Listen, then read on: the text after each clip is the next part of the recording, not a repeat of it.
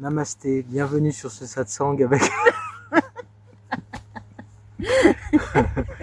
Nous avons trouvé l'éveil avec Marilyn ici présente, moi Mathias. Donc elle s'appelle Marilyn G, moi je m'appelle Mathias G.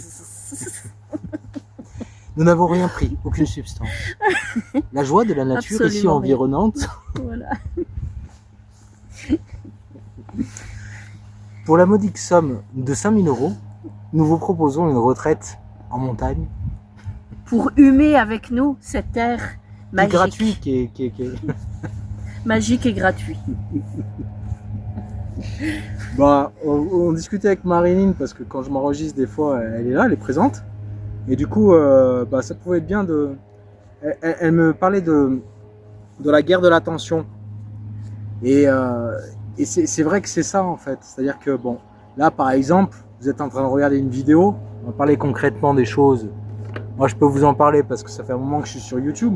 Je travaille pour un client et puis voilà, donc je commence un peu à connaître le principe. Elle me parlait de la guerre de l'attention. Et donc, dites-vous bien que quand quelque chose est gratuit, c'est toi le produit. Donc qu'est-ce qui se passe en fait? Quand vous voyez des choses sur internet, c'est la foire d'empoigne. Pour traiter le même sujet, vous allez avoir, je sais pas moi, peut-être 15 youtubeurs différents. Excusez-nous, il y a un peu de vent, mais ce sera comme ce sera. On va peut-être rapprocher un peu plus, voilà, que vous entendiez peut-être un peu plus, mais c'est la foire d'empoigne, c'est à celui qui va attirer votre attention. Pourquoi il a intérêt à attirer votre attention? Parce qu'en attirant votre attention, vous lui donnez de l'énergie. Vous vous rappelez quand on parlait d'énergie dans la dernière vidéo, c'était ça. Là où va ton attention, ton énergie va. En fait. Voilà, c'est ça. Voilà. Donc là où vous mettez votre énergie, eh bien, là où vous mettez votre attention, votre énergie va. Et donc vous êtes en train de nourrir un algorithme. Qu'est-ce que j'entends par nourrir un algorithme? YouTube, c'est exactement le profil de votre personnalité. Votre mental ego, il le connaît par cœur. Donc il sait ce que vous regardez, quelle est votre recherche, quels sont vos travers, quelles sont les choses où vous cliquez compulsivement sur une vidéo, etc. Il sait tout ça. Vous donnez de l'énergie à un YouTuber que vous allez regarder. Si vous n'y apprenez rien, si c'est juste pour passer du temps, si c'est juste pour nourrir votre loup obscur, du côté de la force obscure, bah vous êtes en train de nourrir un égrégore, vous êtes en train de nourrir une pensée négative, vous êtes en train de nourrir quelque chose à votre dépens, puisque vous êtes en train de perdre de l'énergie. Quand vous scrollez d'ailleurs, vous avez peut-être un excès de dopamine, mais après vous avez la retombée, comme après un drogué qui prend un shoot. Vous avez une retombée d'énergie. Et cette retombée d'énergie, c'est parce que vous venez de perdre de l'énergie. Vous l'avez envoyée dans quelque chose qui ne vous en renvoie pas. Donc la guerre de l'attention, c'est quoi? C'est capter votre énergie pour la transformer en marchandise. C'est-à-dire que ton attention, là, quand tu cliques sur une vidéo, quand tu scrolles, quand tu sais pas quoi faire et que tu t'arrives sur un truc de YouTube, n'importe quoi, Instagram, n'importe quel réseau, tu es en train de nourrir une machine qui, elle, enregistre ad vitam aeternae ce que tu aimes et ce que tu n'aimes pas, qui est basé sur ton ego mental. Et donc du coup, à partir de là, elle va te reproduire les mêmes choses. Donc si tu commences à te prendre de passion, par exemple pour la politique, par exemple pour les faits divers lugubres, par exemple pour les catastrophes géoclimatiques, etc., bah, l'algorithme va te ressortir ça de plus en plus. Et là, il faut bien comprendre que l'algorithme tel qu'il est actuellement sur YouTube, c'est une machine qui fonctionne un peu comme notre mental ego. Plus tu la nourris, plus elle te rebalance la même merde. Donc tu as le droit d'être fatigué, tu as le droit de vouloir te distraire, tu as le droit de regarder une vidéo de, je sais pas moi, un truc glauque, parce que tu t'es inquiété, tu as vu qu'il y avait une guerre, tu cliques, tu fais pas attention et tu arrives sur un truc négatif. Ça peut t'arriver. D'où l'intérêt d'être conscient en fait de ce qui se passe en toi. Est-ce que je suis dans un état de manque affectif? Bah, je sais pas, par exemple, je sais pas, ta copine ou ton copain est pas là ce soir, vous deviez vous voir, vous pouvez pas vous voir, et là ça te manque, tu es en train de scroller. Manque affectif, tu remplaces ça par de la dopamine facile sur ton écran. Est-ce que on est dimanche soir et demain tu n'as pas envie de taffer? Est-ce que là vraiment tu te retrouves dans une position où il faudrait peut-être que tu te poses des questions sur ce que tu veux faire, et pas forcément uniquement subir ta vie, mais peut-être agir, faire quelque chose que tu as envie de faire, et peut-être, des fois on n'a pas le choix, je sais, c'est pas une critique. Simplement, regardez d'où vient cet état de manque qui fait que tu vas aller chercher une distraction, chercher un truc. Après, on peut très bien en avoir conscience et se distraire. C'est probable. Seulement, tu remarqueras que quand tu te distrais et que tu es conscient, tu te distrais en général sur des choses positives. Soit tu vas apprendre quelque chose, soit tu vas regarder un truc que tu aimes bien, un roman à l'eau de rose, mais bon, que tu aimes bien et tu sais que ça te fait du bien et que tu ne passes pas des heures non plus et des week-ends entiers. Tu peux avoir une distraction consciente, mais active. C'est-à-dire que tu n'es pas en train de nourrir quelque chose de négatif en toi, c'est ça que je te dis. Ton attention, elle est cruciale. Donc si tu vois une vidéo qui ne t'intéresse pas et que tu es juste en train de la regarder, comme par exemple celle-ci, si tu vois nos deux tronches, qu'on ne peut pas te revenir pour X raison, que ce que je te raconte ne te parle absolument pas et que tu as bien d'autres chats à fouetter, putain, mais va voir ailleurs. Voilà. Et c'est pas la peine de mettre un commentaire pourri en dessous, je m'en branle. Tu m'entends? Je m'en branle, parce que c'est ma chaîne et je fais ce que je veux. Donc, ton commentaire, je le laisserai pas, je m'en fous. T'appelles ça de l'ego, t'appelles ça de l'ego spirituel, je m'en branle. Je fais ce que je veux, je suis sur ma chaîne. Donc, et c'est pas une question d'ego, c'est pas une question. Si je trouve que ta critique est intéressante et que tu me dis des choses, bah, je vais y répondre. Mais si c'est juste pour commenter, si tu es en train de commenter des vidéos que tu n'aimes pas, si tu es en train de jouer les rabat-joie sur une vidéo que tu n'aimes pas, si ta critique est constructive, d'accord. Si ta critique c'est juste pour passer ton fiel parce que tu es dans la frustration et ta vie elle te plaît pas, tu sais que là tu es en train de donner de l'attention à ce fameux loup dont je te parle depuis tout à l'heure, qui est le loup négatif, qui est le loup obscur. Et tu remarqueras les gens qui te critiquent sur ceux qui en général en font moins que toi. Donc si t'aimes pas cette vidéo, si t'aimes pas ce que disent les gens sur un site, fais ton propre truc. Vas-y, produis, sois créatif. Arrête de critiquer, fais quelque chose de ta vie et fais-le. Et là, on va voir si ça t'apporte du bien. Ça va t'apporter du bien. Ça, forcément, quand l'homme est créatif, quand la femme est créative, il se passe quelque chose. Tu donnes quelque chose gratuitement aux gens. Et là, je te rassure, j'ai rien à te vendre. J'ai pas de formation en dessous. J'ai juste un truc pour les dons. Si jamais tu veux me donner un peu d'argent parce que ça me prend du temps de faire ces vidéos, je le fais sur mon temps libre, ça, il n'y a pas de souci. Mais ça, je suis OK avec moi. Que personne me donne quoi que ce soit, ça me va. Mais on n'est pas dans un truc marchandise. C'est-à-dire que je le fais parce que j'ai envie de le faire. Parce que ça me pousse au cul pour parler, donc je parle. Mais je le fais pas pour avoir une notoriété ou quoi que ce soit. Et ben, si tu as envie de faire quelque chose comme ça, parce que ça te rend joyeux, parce que tu as envie de discuter, bah faut le faire. Et à ce moment-là, bah, tu es en train de nourrir quelque chose de positif en toi. Et si tu nourris quelque chose de positif en toi, bah, tu peux nourrir les autres aussi avec quelque chose de positif. Si tu le fais pour la notoriété, si tu le fais pour l'argent, si tu le fais dans le but de faire du fric, et on est tous d'accord, hein, on a besoin d'argent pour payer nos trucs, pour pouvoir vivre, s'acheter des trucs, ok, pour l'instant le système il est comme ça, ok, on fait avec. C'est pas un jugement de valeur. Mais sache pourquoi tu fais les choses.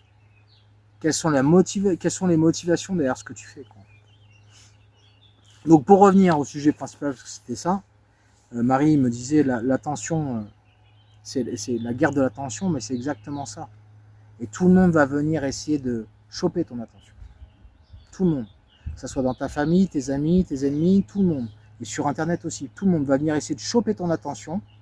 Mais si tu le donnes volontiers parce que tu aimes ces gens et parce que tu sais qu'eux aussi te donnent leur attention, on est dans un échange gagnant-gagnant.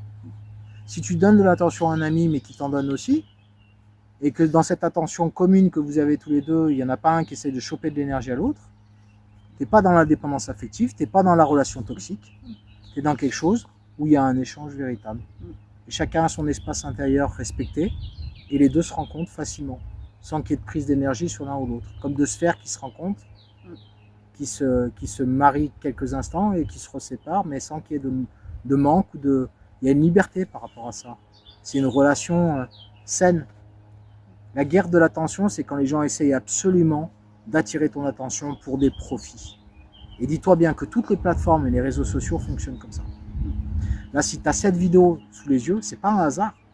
c'est parce que tu as déjà cliqué sur des gars qui sont tout seuls en pleine nature comme ça, et qui, peu importe, des gens qui font des vidéos de ce style, et l'algorithme te pond ça. Et c'est pour ça que tu tombes sur ma vidéo. Ou alors c'est parce qu'il a discerné chez toi des interrogations, un sens critique ou d'autres choses. Ça peut être différentes choses. Je ne sais pas dans quoi je suis classé. On s'en fout. Mais l'algorithme, lui, te sort ça pas par hasard. Donc plus que jamais, c'est pour ça que je voulais qu'on en parle avec Marie, c'est que la guerre de l'attention, c'est ce qui va déterminer ce qui va se passer dans ta réalité. Parce que, encore une fois, comme on le disait tout à l'heure, là où l'attention va, l'énergie va. Donc quand tu mets de l'énergie dans un truc, la vie elle est bien faite, elle te le renvoie au centuple. Donc si tu donnes de l'énergie à quelque chose qui est négatif, la vie elle se dit il aime bien ça, je vais lui en renvoyer plein. Parce qu'on expérimente plein de choses ici. C'est pour ça que quand tu critiques les autres, ça te revient en boomerang. Exactement. C'est inévitable. Voilà. Et on est tous des êtres qui critiquent les autres, tous. Dans notre ego mental, il y a toujours un truc, c'est moi j'ai raison, les autres ont tort.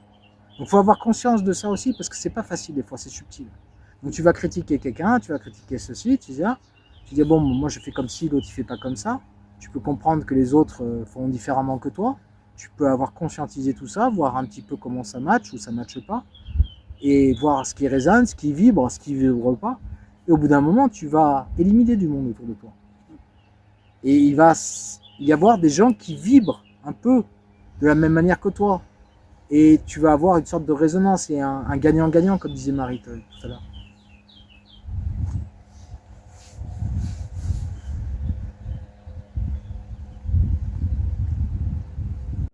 Ah oui, j'avais vu, c'est Natacha Calestrémé qui montrait ça dans un magazine, je crois. Ouais. Elle montrait ça, quand tu montres quelqu'un du doigt. Mais la caméra, on ne voit pas.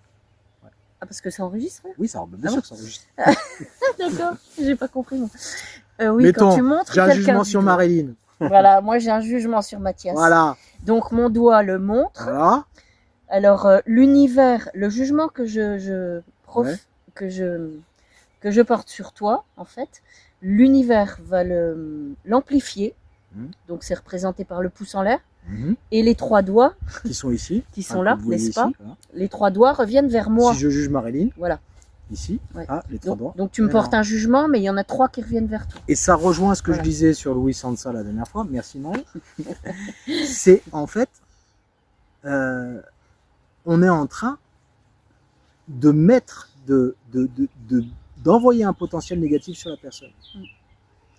Donc potentiellement, quand je juge quelqu'un, même si à la base, je sais pas, bon, mettons je dis, je sais pas, n'importe quelle connerie, Marilyn, c'est le diable incarné, c'est Nierk.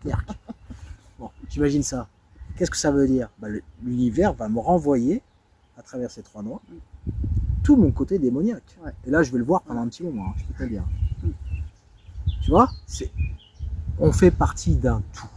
Nous ne sommes pas des êtres divins, lumineux, instagrammables, body huilé sur la plage. Nous sommes des êtres, comme disait Frank Lopvet, de boue et de lumière. Et donc, du coup, au bout d'un moment, quand on envoie de la merde, en général, on se retrouve avec de la merde. Et c'est pas c'est bien fait pour toi, t'avais qu'à pas juger, et puis moi je suis tellement pur comme être, je suis céleste. Non, c'est pas ça en fait. On l'est tous. On l'est tous. On a une partie de l'un et de l'autre. Là où l'attention va, l'énergie va. Donc quand tu es en train de te mettre à juger quelqu'un, à dire ceci, cela, déjà regarde que tu es en train de juger. Alors tu vas dire oui, mais moi j'ai raison parce que ceci. Alors là, si tu dis moi j'ai raison, si tu dis parce que ceci, parce que ceci, parce que cela, là tu es dans le mental. Donc le mental il est en train de te sortir l'argumentaire comme un commercial. Pourquoi tu dois acheter sa version des faits. Le loup là, toujours là, le loup bien obscur là, qui se fait passer pour le lumineux. Comme ceux qui se disent être du côté du bien.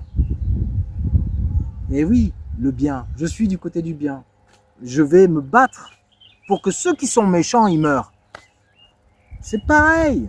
Tu montres du doigt, tu retrouves, l'univers va t'envoyer tous les endroits où toi, dans ta vie personnelle, t'es pas bien. Regarde-toi dans le miroir, tu vas voir. Tu vas voir tout ce qu'il faut, tout ce que tu n'as pas voulu voir, tu vas finir par le voir. Donc, pourquoi on dit ne juge pas autrui, ne fais pas de mal, ne fais pas au voisin ce que tu n'aimerais pas qu'on te fasse. C'est des choses bibliques, mais il y a des choses bonnes à prendre partout, que ce soit en science, dans la religion ou ailleurs. On dit la religion, on dit la science, mais arrêtez, putain, si on avait ni l'un ni l'autre, eh ben on ferait quoi? On serait toujours dans nos cavernes, on n'aurait rien appris.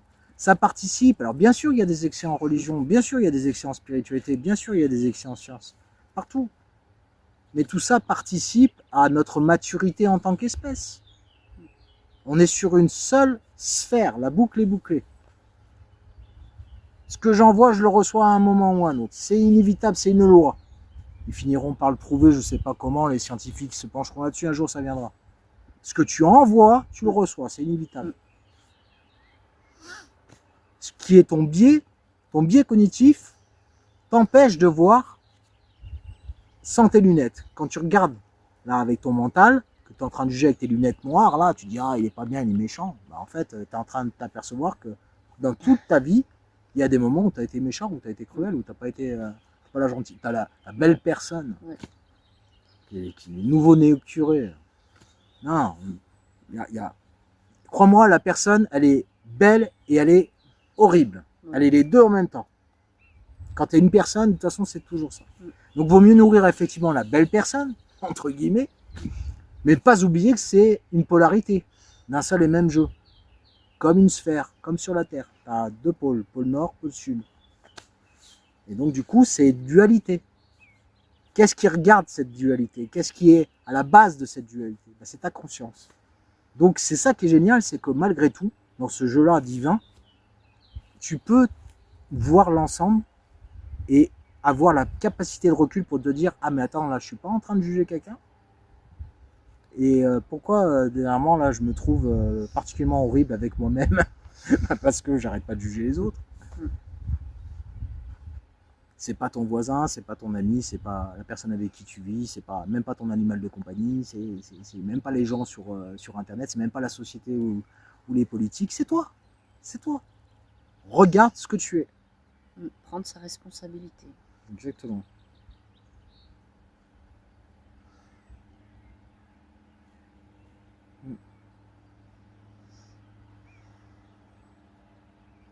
C'est exactement ça. Prendre sa responsabilité en tant qu'être individu, ça veut dire quoi? Ça veut dire indivisible. En tant qu'être entier qui fait partie de cet écosystème qu'est la Terre, tu ne peux pas te départir de ce qu'il y a de plus cruel des humains, comme tu ne peux pas te départir de ce qu'il y a de plus humain. On a tous ça en nous. Donc soit on continue de juger les uns et les autres en disant lui regarde ce qu'il a fait, c'est pas beau, lui c'est vachement bien, ceci, cela. On continue d'entretenir la dualité. Soit on se dit attention, est-ce qu'on n'a pas tout ça en nous? Est-ce que la nature humaine c'est justement pas ce qu'il y a de pire comme il y a de meilleur? Quel loup on va nourrir? Si on arrête de donner de l'énergie au loup qui se déguise en mer grand là, et qui veut te refiler de la confiture pour mieux te bouffer à la fin, bah normalement le loup lumineux va pouvoir prospérer. Il n'y a rien qui est indépendant. Je sais bien qu'on aimerait croire qu'on est indépendant de tout, mais il n'y a rien qui est indépendant. On fait partie d'un écosystème, on fait partie d'un ensemble, on est dépendant de la nature, même si notre technologie essaie de nous faire croire le contraire, mais c'est pas vrai. Le jour où ton portable ne fonctionne plus, le jour où les magasins sont fermés, le jour où l'eau n'arrivera plus dans ton robinet, ça peut arriver, je ne nous le souhaite pas, mais si un jour ça arrive, là, va falloir réinventer la roue. Hein. Va falloir aller chasser, va falloir aller cueillir, va falloir trouver de l'eau potable, va falloir survivre. Je ne suis pas un survivaliste, je ne suis pas en train de te dire que tout va s'effondrer. Je dis simplement que tu as besoin des autres, tu as besoin de l'environnement dans lequel tu vis, et la personne que tu détestes comme la personne que tu admires font partie de la même et seule illusion qu'on connaisse. Mais que ça n'est certainement pas une réalité absolue. C'est un jeu de rôle. Et ce jeu de rôle-là, il faut le voir. Il faut être conscient qu'à tout moment, tu peux incarner un rôle de merde comme tu peux incarner le meilleur rôle que tu veux incarner. Quand Marie elle dit prendre ses responsabilités, ça résume tout. Tu peux pas te cacher derrière, c'est le politique qui a fait ceci, c'est les ancêtres qui ont colonisé machin, c'est machin qu'on fait ci, tu peux pas te cacher derrière ça. Quelle est ta responsabilité? Qu'est-ce que toi tu fais? Qu'est-ce que tu crées toi? Qu'est-ce que tu vas donner aux autres avec ton cœur? Pas avec ta tête, pas avec la merde que tu as dans la tête, mais avec ce que tu as dans le cœur. Qu'est-ce que tu vas donner?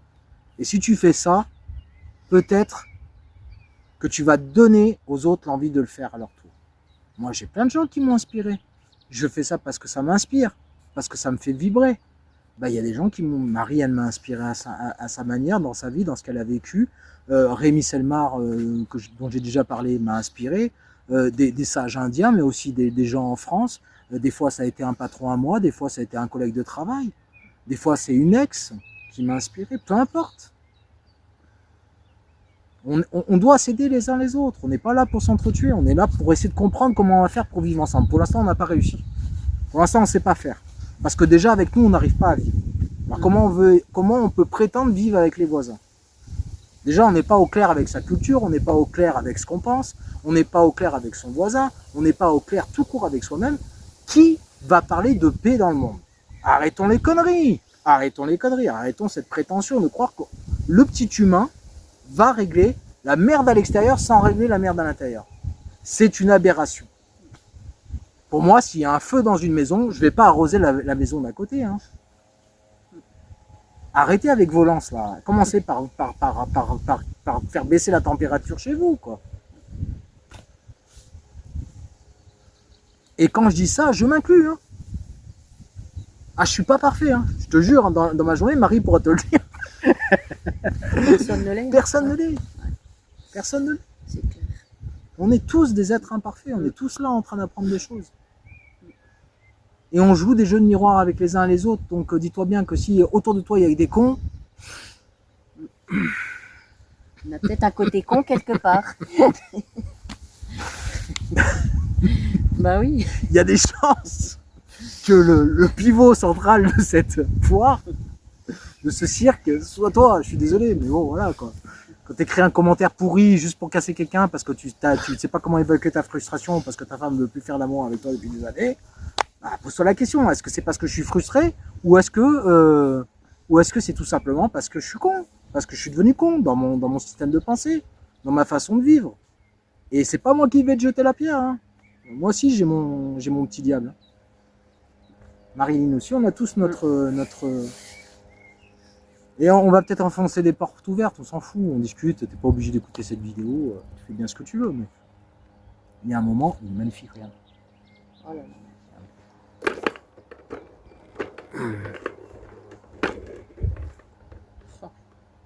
Je sais pas si je l'ai, mais je crois que...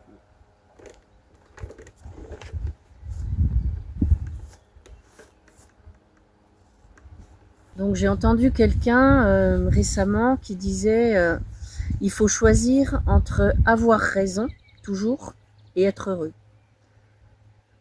Donc ça veut bien dire ce que ça veut dire. À force de vouloir toujours abaisser les autres en face de nous pour avoir raison soi-même, bah finalement, en fait, on se pourrit la vie, quoi, finalement. Voilà. Donc, bon, dans des situations de conflit, je pense qu'au lieu de vouloir absolument passer au-dessus de la personne en face de soi, c'est peut-être plus intelligent de tempérer le truc et puis pas de lui dire forcément oui t'as raison, mais bon, essayer de dépasser ce truc-là de raison en fait, quoi. Essayer de voir qu'il y a un petit peu de vrai peut-être dans ce que l'autre dit, un petit peu de vrai dans ce que moi je dis. Et oui. Puis bon...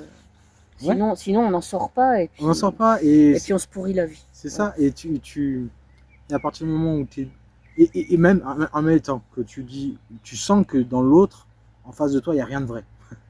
Ça peut arriver, tu peux te retrouver, tu te dis, mais j'ai beau essayer de réfléchir, j'ai beau essayer d'être empathique, de comprendre, je ne comprends pas comment on peut fonctionner comme ça. À partir du moment où tu débats avec cette personne, c'est ce que disait Rémi, mais quelque chose de vrai aussi, parce que c'est un peu ce que tu dis quelque part, c'est à partir du moment où tu débats, tu as perdu. Mais pas perdu dans un jeu où il y en a un qui gagne et qui perd, tu as perdu de l'énergie. Ouais, de l'énergie. De l'énergie qui va en plus servir à rien. Non. Parce que dis-toi bien que si l'ego mental en face que tu as est super fort, tu ne vas pas le convaincre. Pas avec des arguments. Le débat a été inventé pour transposer la guerre. Avant, les gens se tapaient sur la gueule. Il y avait un débat, t'es pas d'accord, on se tape sur la gueule. C'était ça avant. Maintenant, c'est un peu plus sophistiqué. C'est celui qui va avoir raison sur l'autre, jusqu'à ce que ça monte en mayonnaise et qu'il y en ait un qui refuse d'accepter de se soumettre par des argumentations peut-être tout aussi factuelles des deux côtés, et tu te retrouves avec une guerre qui est verbale et qui après dégénère en guerre physique telle qu'elle aurait dû être dès le départ. À partir du moment où tu débats, c'est fini. Ouais. Et ça fait perdre une énergie colossale. Et c'est ça qui est terrible, c'est-à-dire qu'on se fait tout savoir. Il y a des gens qu'on aime autour de nous, on a envie de leur dire, on a dit mais regarde, pourquoi tu fais pas ça? Est-ce que c'est ton ego mental qui parle ou est-ce que c'est ton cœur? Si c'est ton cœur qui parle, eh bien souvent tu vas voir que tu n'as pas besoin de parler parce que tu sais c'est intégré. Quand c'est ton cœur qui parle, tu n'as pas besoin de convaincre ton ami, ton voisin, ta famille, qui sait, tu n'as pas besoin. C'est intégré. Donc si tu veux, par ton exemplarité, par la façon dont tu vis, les autres vont l'accepter ou pas. Mais ils vont voir qu'il y a une vérité qui se pointe quand même.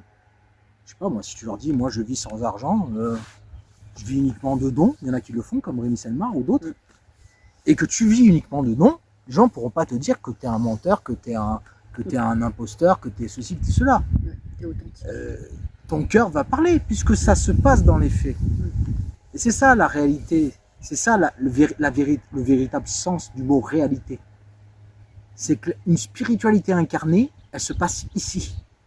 Elle n'est pas dans un canal médiumnique, elle n'est pas dans des sensations et des pouvoirs, des CD, des sorties extracorporelles. Toutes ces choses qui existent, j'en ai fait moi-même, mais je ne veux pas t'en parler, c'est pas important. Et ce que je veux te dire, c'est que c'est pas ça qui va te donner la paix. Ce qui va te donner la paix, c'est d'être toujours là dans le cœur. Et c'est pas un truc de bisounours. C'est une vibration, c'est quelque chose de très concret. C'est là où ton corps physique, énergétique, spirituel, tous tes corps énergétiques, tout ce que tu peux imaginer comme corps, sont un. Où tu as une indivisibilité, je sais pas si ça se dit, mais en tout cas un truc qui est indivisible. C'est ta base, quoi. C'est le socle de ta nature, de ce que tu es, c'est ce que tu es réellement. Tu es une unité, un être indivisible. Et quand tu débats, tu perds cette énergie d'indivisibilité, d'unité, et tu te sépares en un personnage qui essaie de convaincre l'autre. Et dans cette distance que tu mets entre toi et les autres, en fait, tout ce que tu fais, c'est perdre de l'énergie. Et celui qui va remporter le plus d'énergie, c'est celui qui aura les meilleurs arguments, dits factuels.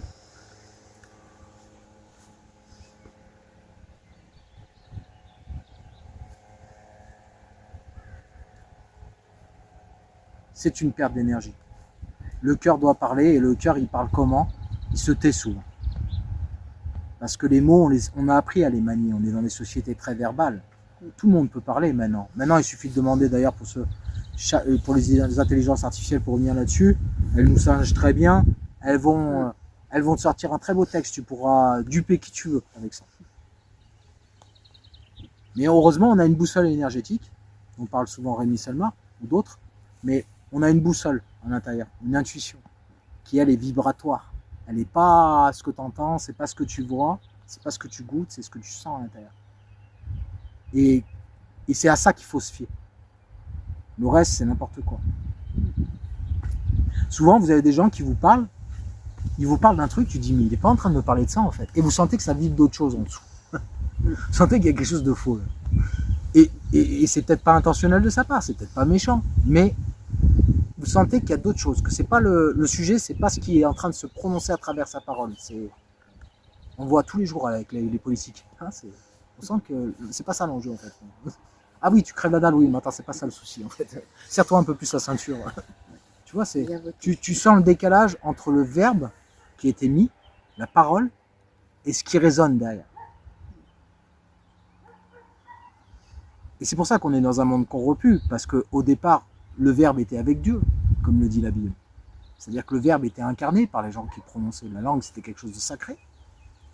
Donc quand tu disais un mot, tu ne le disais pas parce que tu le penses, vaguement, ou que tu l'as chopé quelque part, mais parce que ça te fait vibrer. Donc il y a une intégrité dans le verbe qu'on n'a plus du tout maintenant. Tout le monde peut dire tout et n'importe quoi.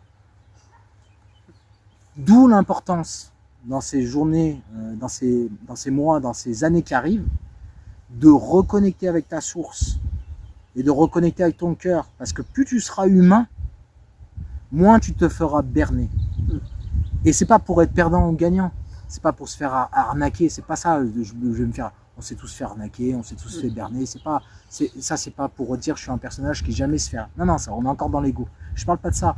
Mais de se faire berner dans le sens où tu perds ton énergie, où tu retombes dans des fréquences qui sont basses et tu te retrouves à être malheureux parce que tu prends sur toi la souffrance du monde entier.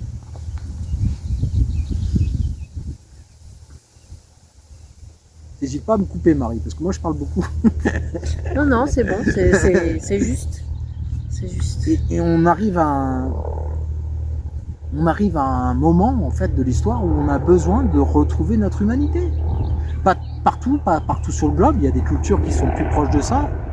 Nous, notre culture, elle a exploré plein de choses, elle est géniale, faut pas cracher dessus. Mais on a besoin de revenir quand même à une certaine spiritualité. Je sais pas si vous avez entendu. Je sais pas. Le problème avec la nature, c'est qu'il y a du vent. Et comme je n'ai pas privatisé l'espace aérien pour cette discussion, On n'a pas pu éviter le vent. on n'a pas pu éviter le vent, on n'a pas pu éviter les côtés. Désolé, Voilà. Veuillez nous excuser. humblement. Humblement vôtre. La guerre de l'attention, c'est ça. Donc faites attention à quoi vous prêtez votre attention. Voilà, c'est ce qu'on voulait vous dire. Pour faire court. Tout simplement. Prenez vos responsabilités, comme dit très bien Marie.